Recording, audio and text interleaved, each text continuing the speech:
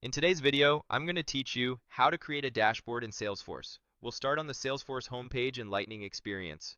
From here, open the app launcher, the grid icon in the upper left, and find the Dashboards app. Select Dashboards to jump into the workspace where all of your dashboards live. You may see existing dashboards in the list. It's useful to open one, like a service KPIs example, just to get a feel for how finished dashboards look. When you're ready to build your own, click New Dashboard. A setup window appears asking for the basics. Give your dashboard a clear, action-oriented name so teammates will understand its purpose at a glance. Add a short, meaningful description that explains what the dashboard tracks and who it's for.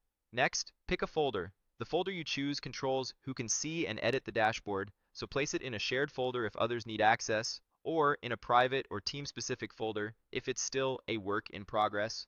When those details look good, click Create. You'll land in the dashboard editor. If you want to tweak the title you just entered, click the dashboard name at the top and make any quick edits.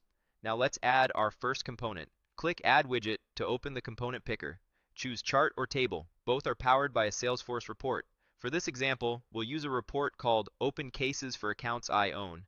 Select that report, confirm it looks like the data you expect, and click Select, then Add to place it on the canvas. Your new chart appears on the grid. Drag it into position to create a clean visual hierarchy, primary KPIs toward the top, supporting details below. You can resize the widget using the handles so it fits neatly without crowding other elements. If you later decide a table works better than a chart for this data, you can adjust the visualization type right from the component settings without rebuilding it.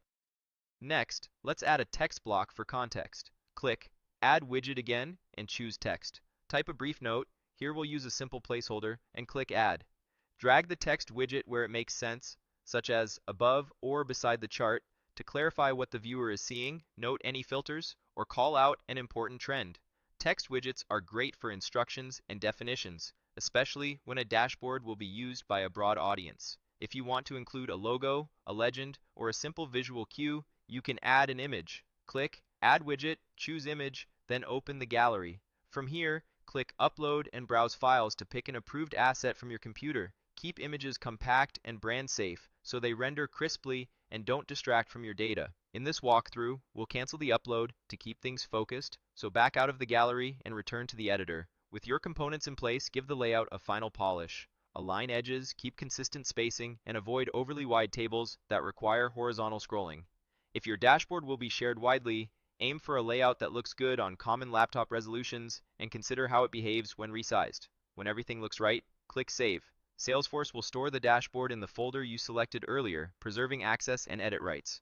After saving, you can refresh to pull the latest data, share the dashboard link with your team, or return later to add more components as your needs evolve. That's it. You've created a Salesforce dashboard, named and described it clearly, organized it in the right folder, added a data-driven chart sourced from a report, provided context with a text widget, explored adding an image, arranged your layout, and saved your work. Use this same process to build additional components, iterate on your visuals, and deliver a dashboard that helps your team see what matters and act faster.